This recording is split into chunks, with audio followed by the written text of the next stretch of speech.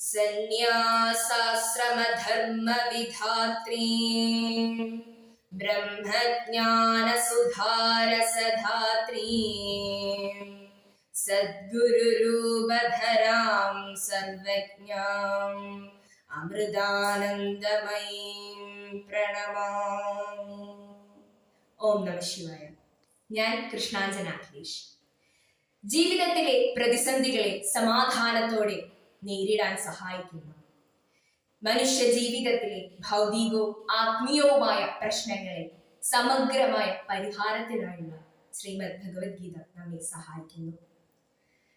ശ്രീമദ് ഭഗവത്ഗീതയെ പുതുതലമുറയ്ക്ക് കൂടുതൽ അറിയുന്നതിനായി ജഗദ്ഗുരു ശ്രീമാതാ അമൃതാനന്ദമയി മഠത്തിലെ യുവത്വത്തിന്റെ സംഘടനയായ കൂട്ടായ്മയായ ആയുധ് സംഘടിപ്പിക്കുന്ന ഗീതാ ചാലഞ്ചിൽ ഒരു ഗീതാ ശ്ലോകത്തെ ചൊല്ലി വ്യാഖ്യാനിച്ചുകൊണ്ട് പത്തനംതിട്ട അമൃത വിദ്യാലയത്തിലെ വിദ്യാർത്ഥിനിയായ ഞാൻ പങ്കാളിയാകുകയാണ്.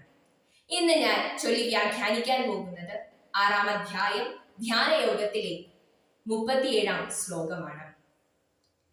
ഓം ശ്രീ പരമാത്മനേ നമഃ. ഓം ശ്രീ ഗുരുഭ്യോ നമഃ.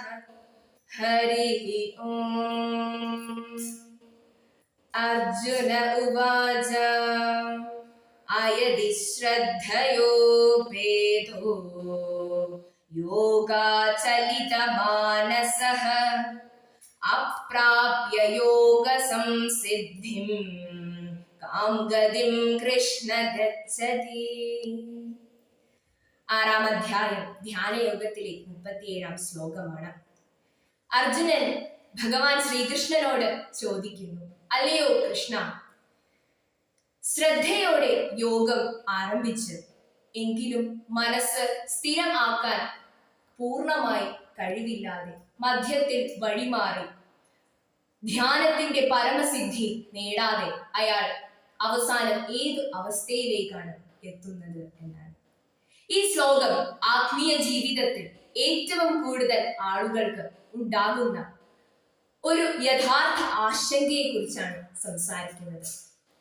ആത്മനിയന്ത്രണത്തിൽ, ജപത്തിൽ, ധ്യാനത്തിൽ ഒരു ഘട്ടത്തിൽ മനസ്സ് തളർന്ന് മറ്റു വഴികളിലേക്ക് തിരിയുന്നു.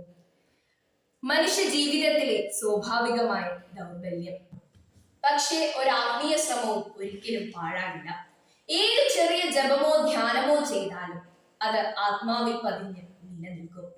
മുൻ ജന്മത്തിൽ തുടങ്ങി അടുത്ത ജന്മത്തിലും അത് തുടരും. ആത്മീയ പ്രയത്നങ്ങൾ മനസ്സിന്റെ ഗുണ സംസ്കാരത്തിൽ രേഖപ്പെടുത്തും. അത് മരിച്ചാലും ഇല്ലാതാവില്ല. ചുരുക്കത്തിൽ ആത്മീയ ജീവിതം ശ്രമമാണ്, പൂർണ്ണതയല്ല. തെറ്റുകൾ ആർക്കും സംഭവിക്കും, പക്ഷേ ശ്രമം തുടരണം. ആത്മാവിലെ ആത്മീയ ഗുണങ്ങൾ ഒരിക്കലും നഷ്ടമാവില്ല. ദൈവം കരുണയുടെ സാഗര സമർപ്പണം ഒരിക്കലും പാഴാകില്ല. ചെറിയ ഓരോ ആത്മീയ പ്രവൃത്തിയും ആത്മാവിനെ ഉണർത്തും. ഓം നമഃ ശിവായ.